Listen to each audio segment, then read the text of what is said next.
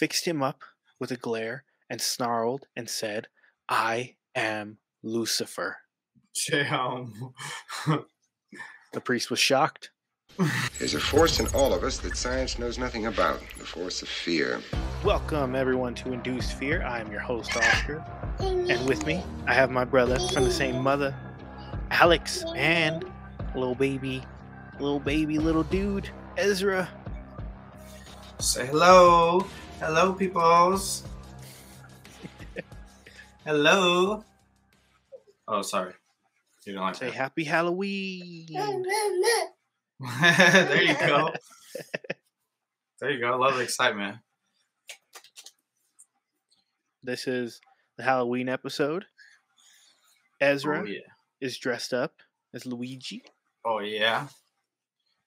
He's got a hat too, but he doesn't wear it. Sorry, guys. Sorry for the disappointment. Alex is a member of the Akatsuki. Yes. And Oscar is the devil. The devil. And it fits in what we're going to talk about. Oh, really? Yeah, because you have no idea. I have no clue. I was just like, let's do this. We're going to talk about times that people have actually met the devil. Okay, I like it. So I'll say it with this, so nobody gets mad. Actually. Mm-hmm. Times that actually met the devil. You just want to show off your hands. Yeah, I'll take them off right now because I can't do nothing in these hands. They're cool though. I like it. Good job. And for those watching and who can see the makeup and stuff on the face, Tater did it. Tater did the whole shebang. It's okay, you did a good job. She did good. It looks really good.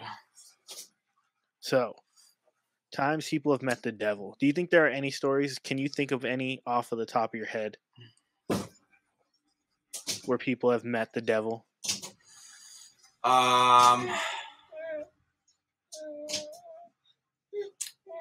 No stories off the top of my head, but what I'm expecting, I could say what I'm expecting. I would say probably like maybe drug addicts. Like honestly, like that. I feel like they might have experienced, some evil shit going on in their head. Yeah. That they could say was the devil. Yeah. I mean, there could have been. I didn't choose any with that, so you're wrong. No, just kidding. With the first one we can start off with actually has something to do with Halloween. Which is the original jack-o'-lantern. Tight. Okay. And it's the legend of Stingy Jack. Have you ever heard this before? No, never heard of it. No? Okay, well, I'm excited. Most people, like me and you, we love carving jack-o'-lanterns. It actually started as a practice that originated in Ireland. It's an Irish legend. Okay, I like it even more now. Yeah, it first appeared within the 19th century, and the story is about a man named Stingy Jack. Mm-hmm. And according to the story, Stingy Jack invited the devil himself to have a drink. True to his name, Stingy Jack there didn't pay for the devil's drink. He invited him, but didn't pay for his drink. That's funny.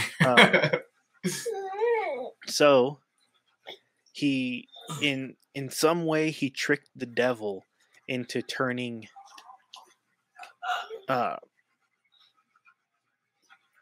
himself into a coin that Jack could use to pay for their drinks. What the heck? Yeah. So once the devil did that, Jack didn't pay for the drinks. He just kept the money. Damn. He kept the devil as money. Yeah. Next to a silver cross so that the devil couldn't change back. Wow. Sneaky boy. Yeah. Eventually, I think it's probably due to Jack not paying attention or what have you. Mhm. He eventually freed the devil Uh-huh. under the condition that he would not bother him for a year, Okay. and that if he should die, then he would not take Jack's soul.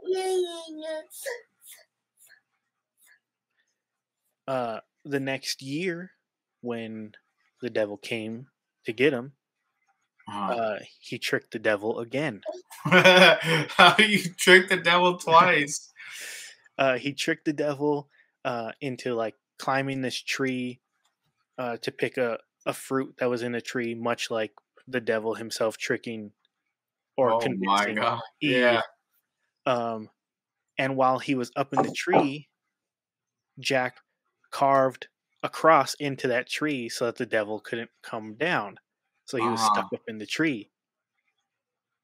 And then he made the devil a promise, basically, Hmm. don't come for me for 10 more years, and then I'll take this cross off of the tree so you can come down. Soon after, Jack himself died. And Okay. the legend says that God didn't allow him to get into heaven because he was just a trickster. He was a bad guy. He was always messing with people. Yeah. But the devil, upset with Jack because he played so many tricks on him Hmm. and was keeping his word not to claim his soul, he wouldn't allow Jack into hell. Okay. So he sent Jack into the light. Well, no, not into light, into the dark of the night with only a burning coal as his light in the darkness. Oh shit, that's so cool. Jack would then put the piece of coal into a carved out turnip Huh. and would roam the earth ever since. So it Uh-huh. would go from it would the original ghost story for it. Whenever you would see this light in Ireland, it would be the ghostly figure of Jack of the Lantern, and then it became Jack o' Lantern. Yeah. Uh, Uh-oh. Uh-oh. so that's where we get these putting a light inside of a carved out. Now we do pumpkin, Hmm. and it's a way to ward off evil spirits. The same way that Jack would put wards on things to keep the devil from coming back or from doing Yeah. something, Dang, that's super cool. So that is one of a story that connects with Halloween and Mhm. and has to do with somebody meeting the devil Yeah, and tricking the devil. that's super cool. I've never heard of that. That's so cool. Yeah, I figured you would like that one a lot. Yeah, that's tight. Now, as we started here, what do you expect the next one to be about? There's plenty of stories where people have make deals with the devil. You have, Uh-huh. I don't know, maybe a near death experience in some way, or even like exorcisms. That's very popular when it comes to devil type things or demon things. Mm-hmm. So after this one, what do you expect for the next one? I was thinking someone, uh, a near death kind of deal, like pleading for help, and they ask the devil for that help. That's what I'm thinking. Yeah, I mean, there have been plenty of stories of people. I mean, we did near death experiences and Mm-hmm. people. There have been stories of people basically being taken through hell and seeing like rivers of fire and people being tormented. That was Yeah. their near death experience. Mm-hmm. I think after that, I would never do anything bad again. Yeah. If something took Cherish me life over, to like the fullest. yeah, Yep. I would not want that at all. Uh-uh. But Okay. I think that maybe I don't know. I still feel like you're kind of lying to me. I feel like there's some drug addicts involved. Okay, I'll let you pick from the next three. Okay, Okay, cool. here we go. We got the story of Robert Johnson, the first, basically the person to invent like rock and roll, the first person to do rock and roll. Ooh, okay. I'm catching a Um, theme here. the story of a strange man who met the devil. So just simple as that, about a Okay. man meeting the devil, and then how an exorcist priest came face to face with the devil. Huh.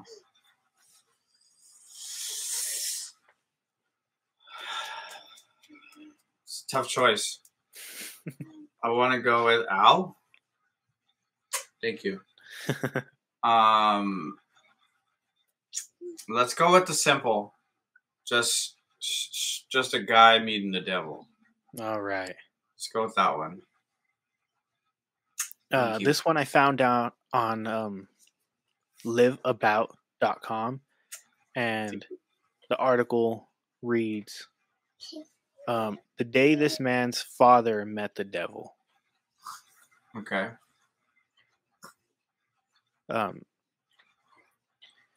So it reads, it started when the circus arrived. Right, and it says it takes place within Juarez, Mexico in 1942. All right. So the circus arrives in town. It was in the early evening on a summer day. The circus arrives, and the man's father and his younger brother and the uncle went to go and check it out. There were pretty girls all over the place, so obviously they were focused on that. Until his father was fascinated with this elastic man, the classic things, the elastic man, the cow with two heads, the singing chicken, and all the other weird attractions in this circus. Yeah. But this time, it says it was a disappointment. There were the usual presentations, but nothing new, and some of the acts were obviously fake. But this time, they met two girls who were getting ready to hear some live music when they ran into a short, stubby man wearing a dinner jacket. This stranger introduced himself and started talking about the freak show.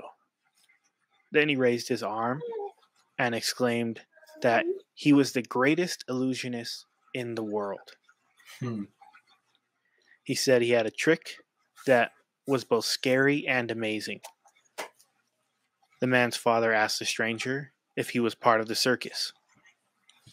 The stranger said he auditioned for the job, but the owner turned him down. When the father asked why, the stranger said that his act was so frightening that the owner accused him of being the devil himself. That's cool. Now, the man's father and the uncle were intrigued. Mm-hmm. They asked the stranger if they could see the trick, and the stranger said, of course. With an exception. They would have to come to the trailer where he lives, and then there he would show them. No, that sounds so sketchy. They follow this stranger to the trailer because they were so disappointed by the circus, they had to go and follow this guy. Okay. A little excitement.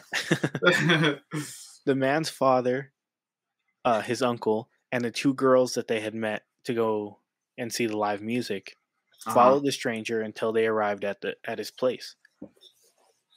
There were steps leading up to the front door, and this stranger showed them in. The man's father and company went to go sit on the sofa, and they noticed that the trailer that they went into was a good size and well kept. So this weird guy, this weird illusionist, was very clean and Yeah. had a big trailer. After turning all the lights on, the guests could all see better. The stranger put on a cape and commenced with an introduction, bowed and held his right hand up, and then proceeded to put on a white glove onto that right hand. He extended his arm and started running his left hand over and under around his gloved hand while closing and opening the right hand, like basically doing like putting the glove on really tight, and you know when you put it on and then you shake your fingers around. So he's doing that. Yeah. The stranger then started to chant some strange words in another language. Then, with his left hand, he grabbed the tip of the white glove, turned and looked at the man's father, and asked him and the others if they were ready. When they said yes, he made a quick motion, and the stranger removed the glove. Okay. The man's father was in shock and disbelief, and so was his uncle. The girls screamed. And staring them in the face was the skeleton of this guy's hand, still wiggling all his fingers. That's tight. And he turns the hand around so you can see the back of it. So you can see that it was all skeleton all around. Then the man's uncle got up to get a closer look. That's when the stranger grabbed the top of the man's uncle's head with his bony hand and said now he was really going to show them something. Oh, shit. That was all it took. The girls ran out screaming and crying, followed by the man's father and the uncle. The stranger came to the door yelling and laughing. As the man's father stopped and turned around, the stranger was standing there at the top of the steps with a grin, just looking at the man's father. On the ground was a wooden plank with long nails pointing up, and the stranger jumped off his steps and landed on those nails, and the nails went right through his shoes, and blood started to flow. Oof. The man's father stood there, transfixed, as this man started to laugh again, while pointing at the man's father with his bony finger, and the uncle returned, grabbing the man's father by the arm to get him out of there. The man's father and his uncle knew this was about to fall. Oh, that was a good save. I heard it, but I didn't see it. The man's father and the uncle knew that it was the devil, and they were grateful to be able to escape. It was a day they could never forget.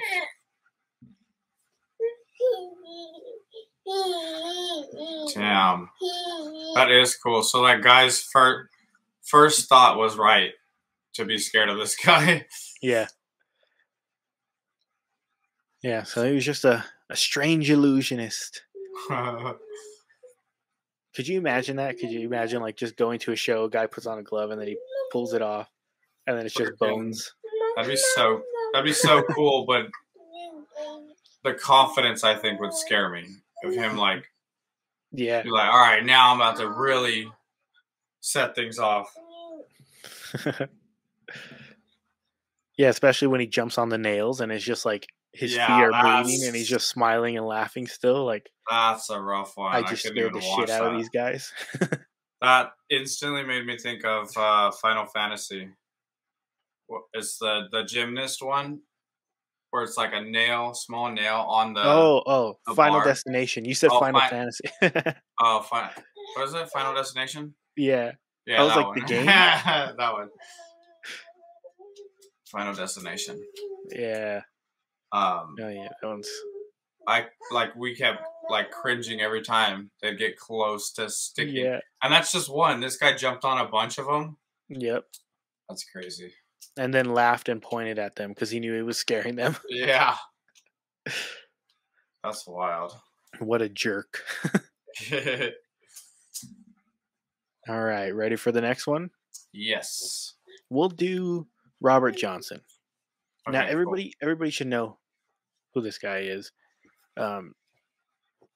He was born May 8th, 1911, and died August 16th, 1938. And he was an American blues musician and songwriter. Okay. He was known for his singing, his crazy guitar skills, and his songwriting talent. He is like the inventor of the blues, like rock and roll. Right. Right. But the story goes that he wasn't like very good. Right. He wasn't very good. And he would actually get booed out of these venues where he was trying to play. Yeah. So according to the legend that is connected with him, it says as a young man living on a plantation in rural Mississippi, Johnson had a tremendous desire to become a great blues musician. One of these legends often told says that Johnson was instructed to take his guitar to the crossroads near the Dockery Plantation at midnight. Other stories will tell different types of crossroads, but this is just one of them. Does it say by who? No. Ow. No, not by. Oh. There, at this crossroads, he was met by a large black man, the devil, who took his guitar and just tuned it for him. Just tuned his guitar. That's so cool. The devil then played a few songs and returned the guitar to Johnson, giving him mastery of that instrument. Why does that sound so cool?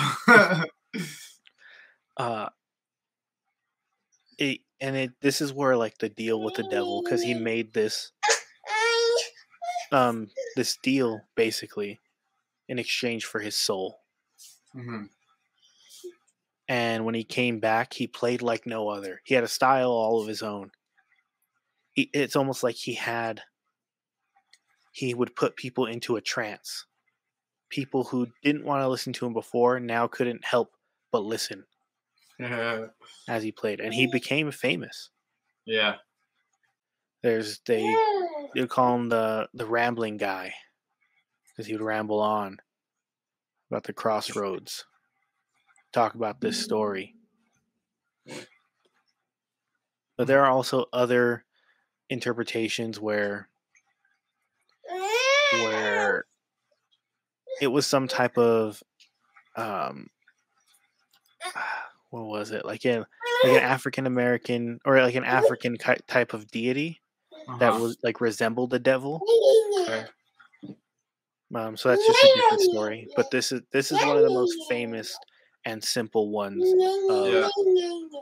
of going to the crossroads, making a deal with the devil, and now becoming a master of the blues. That's so cool. That's such a cool way to put it, though. He just freaking takes the guitar and tunes it for him. Yeah. That's so cool. I like that a lot. Yeah, that one's one of the most like well known. I guess deals with the devil. There's a bunch of them. I mean, you can go with so many because of like the Illuminati. I mean, Eminem's song. Yeah, you have other songs like "My Darling" by Eminem, where he basically talks about selling his soul. So just different like musicians then. Yeah, that's so cool. Like I think he specifically says in that song, Because he says it at the end of like the hook. He says, "Because I possess your soul, your mind, your heart, and your body." Mm-hmm. And he's saying all of this in the mirror. Mm-hmm. There's that. There are, I mean, what's her name? Doja Cat just put out a song where she like dresses as a demon with horns In her and music stuff video. like that. Yeah. So you have all kinds of musicians, and this was just the start of it. Yeah. This guy was the start of it. To become the best in his craft, he made a deal with the devil for his soul. That's probably why a lot of like really religious parents won't even let you listen to like rock and roll music and stuff like that. Yeah, exactly. Oh, on top of that, there are like in rock and roll, it's sometimes blatantly against the church. Yeah, it's like satanic shit all the time. Okay, so for the last one, we have the story of an exorcist priest who came face to face with the devil himself. In 1997, when a young man, it says a slim peasant man, was escorted into a small room where Father Gabriel Amorth conducted exorcisms in Rome. The priest felt immediately confronted by evil. As soon as this slim peasant man walked in, he was like, "This guy is evil." Damn. The priest said he asked for help from Jesus, and the young man began to curse and spit, using English instead of his native Italian. That's a new one. Yeah, I don't know if that's a shot at just English in general, like either the UK or America. Yeah. He says, the priest says, his curses and threats were aimed solely at the exorcist. Then he began spitting at him and preparing to attack him physically. Screaming and howling, the demon burst forth and looked straight at him, drooling saliva from the young man's mouth. Amorth, which is the priest, said he returned fire with prayer. I like that, returned fire with prayer. And other ritual recitations from the Bible, demanding the spirit to reveal its name.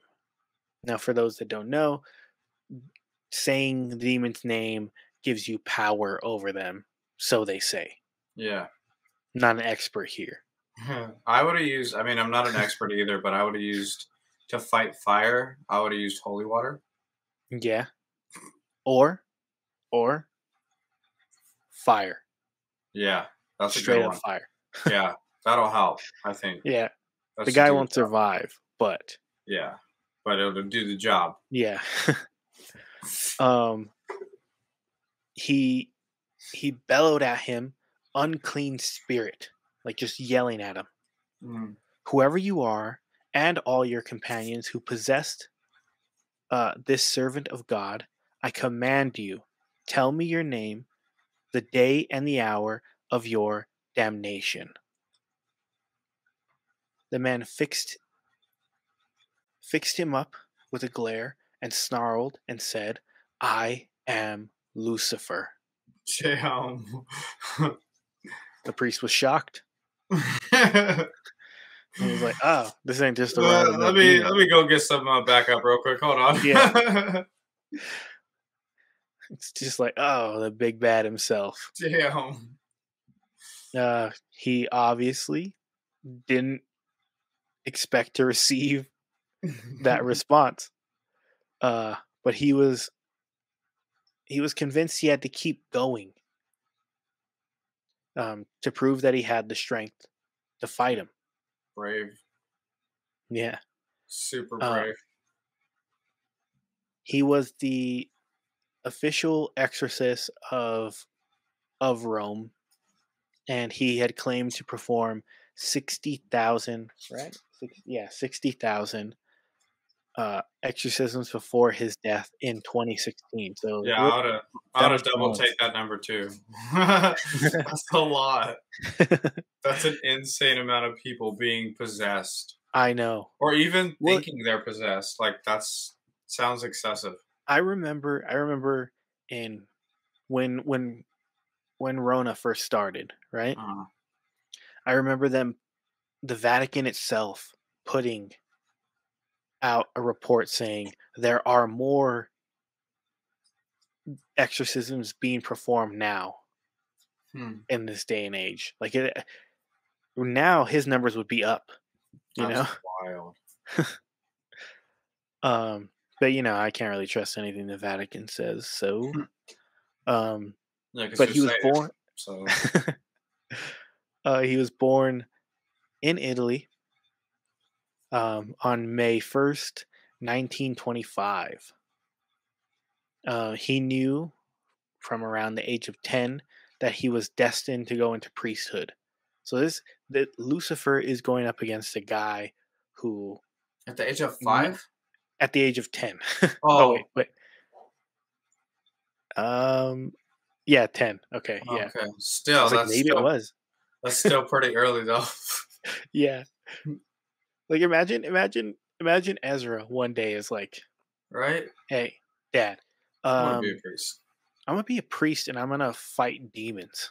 60,000 I'm looking Yeah, at 60,000 to be exact. roundabouts there. They What do you think his parents' reaction was to that? Like,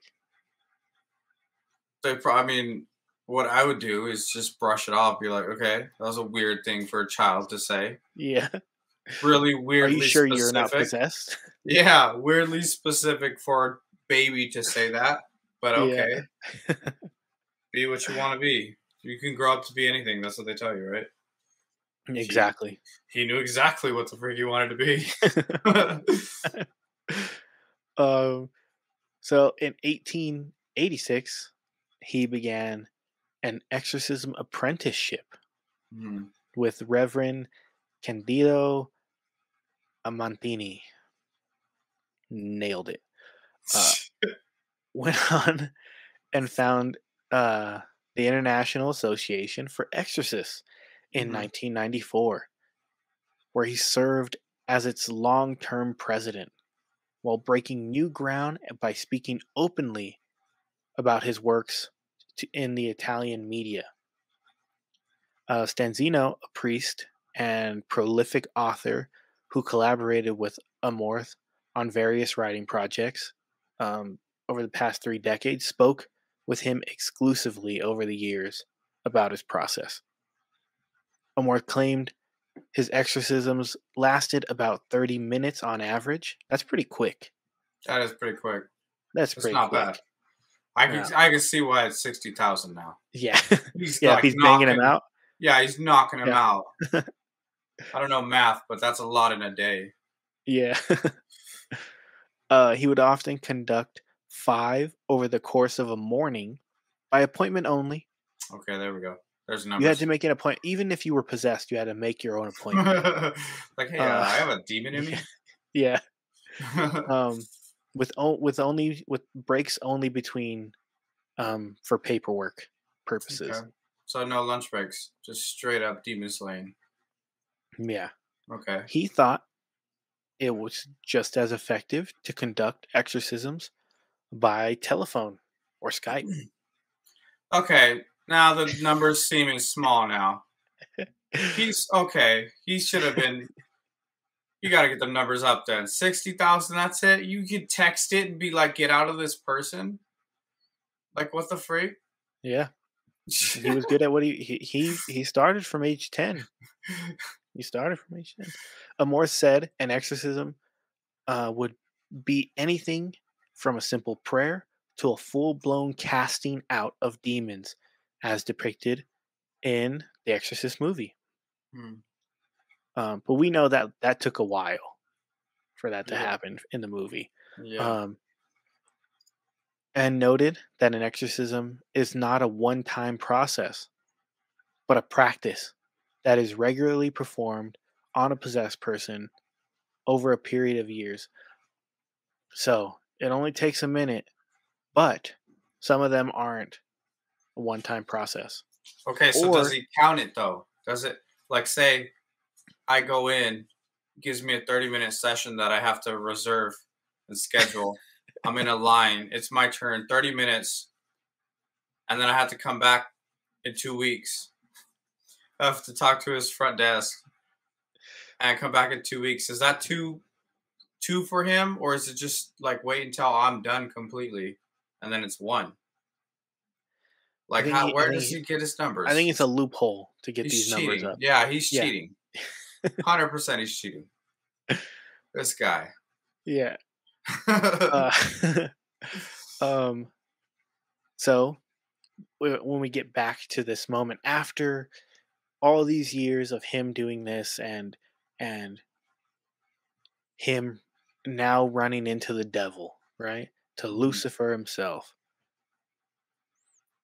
When he had supposedly met the devil in Rome when he performed this, um, Amarth said that he mostly used the prayer as his weapon, reciting um, the verses from the liberation of the the Roman rite of exorcism.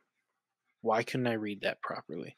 It's okay. Um, You're in possessed. return, yeah, obviously. Um, in return, the demon resumed his shrieks, making the possessed turn his head back and his eyes roll. He remained like this, with his back arched for a quarter of an hour. God damn. Imagine the pain you would feel after that. Right? Yeah, No, my back would as probably feel good. I know, Honestly, huh? You'd that's what I probably need need. that. Uh, as this continued, the room became extremely cold, and ice crystals started to form along the windows and walls. As Amorth continually commanded the demon to leave the host, the young man's body stiffened so much that he became hard and began to levitate. For several minutes, he remained hovering 3 feet in the air. So he just turned into a plank. Yeah, sounds like we're on second phase of the boss now. Yeah, exactly right. Yeah. Finally, the man dropped into a chair. Amor said he left for the day, but continued to regularly visit the man, praying over him until he met no resistance. Hold on. What was the guy doing when he left for the day? He clocked out. I hate how Well, professional this guy is. while the guy was levitating in the air, he was still praying and like commanding him to leave the body. Uh And huh. So when he and left so for the day, was he still a plank in the air? no, he fell. Oh, okay. Yeah, he dropped to a chair. He dropped Oh, into a okay. chair.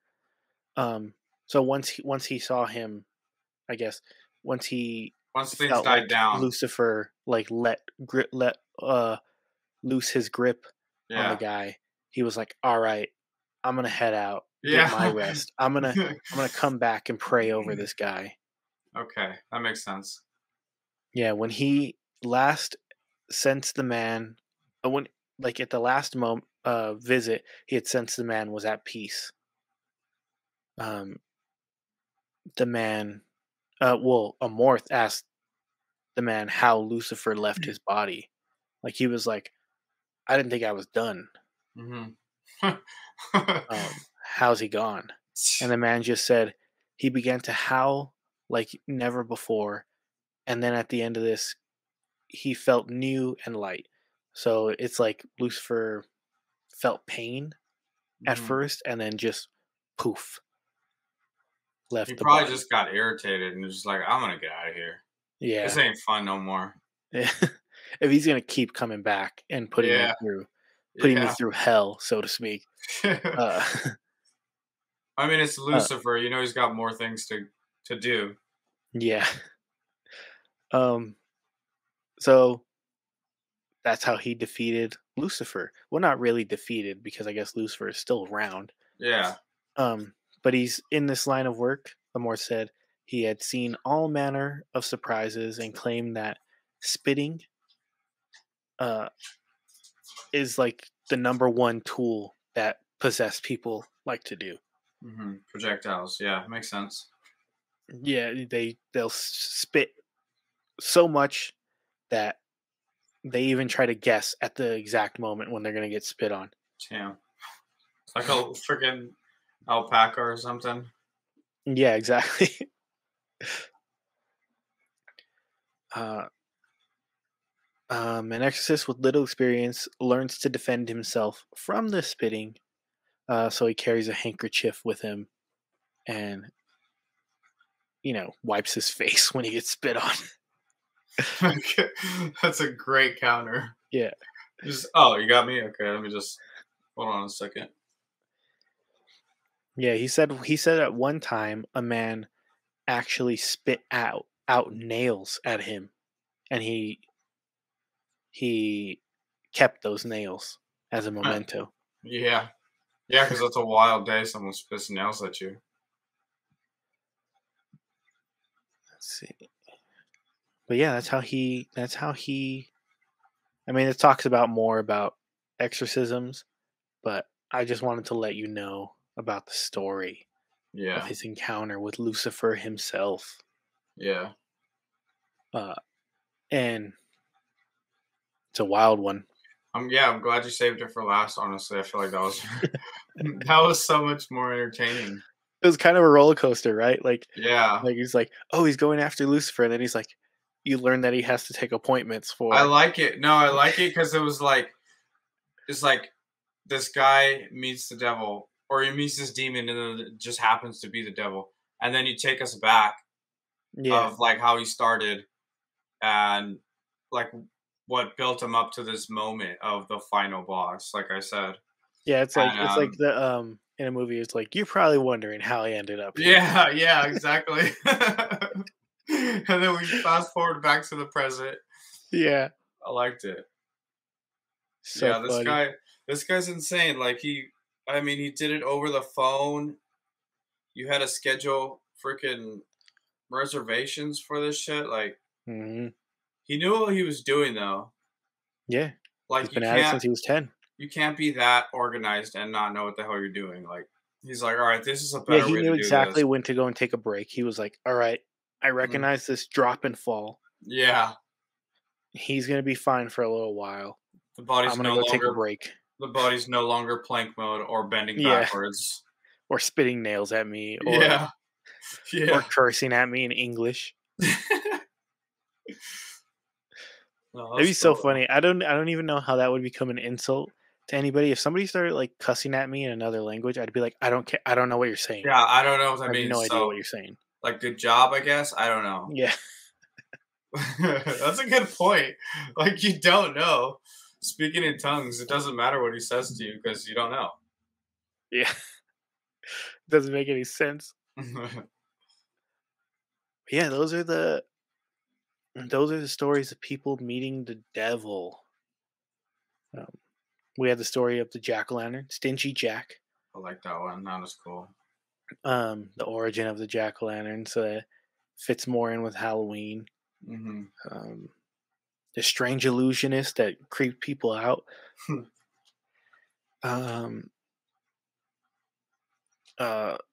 Making a deal with the devil at the crossroads.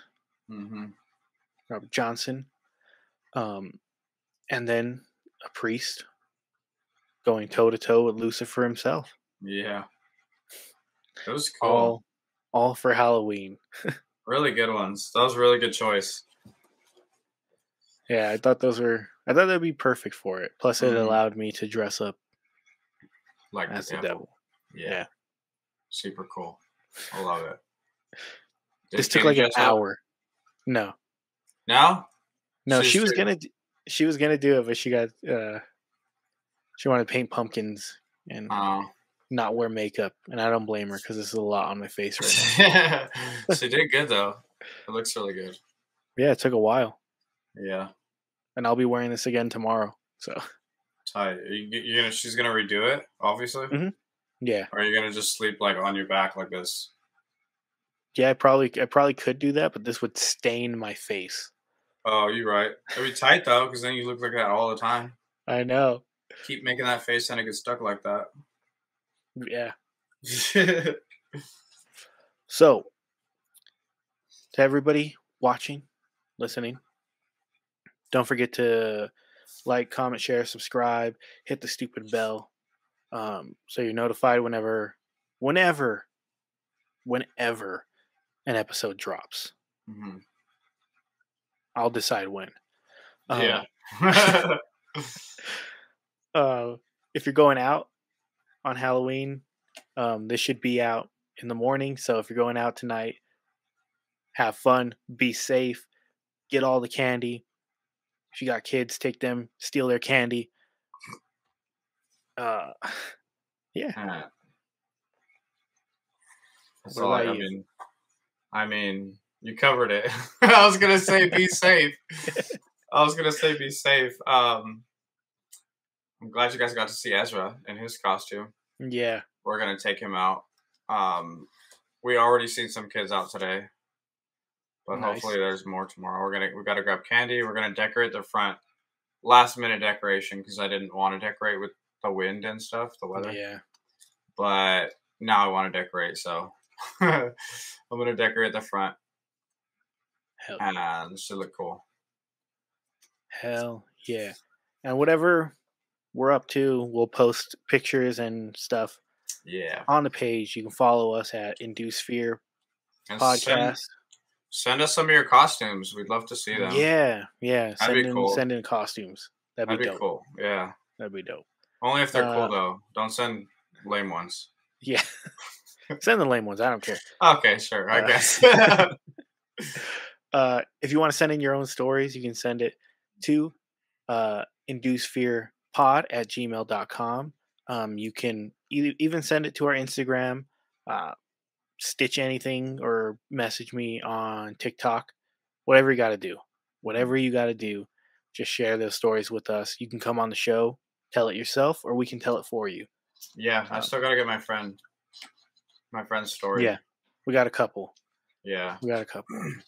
I went to a party the other night and met a lot of people who want to tell stories. So cool. But to everybody watching, listening, thanks for doing so. Don't forget to ask questions and face your fears. Have a happy Halloween, and thanks for joining me and Alex on this episode of Induced Fear.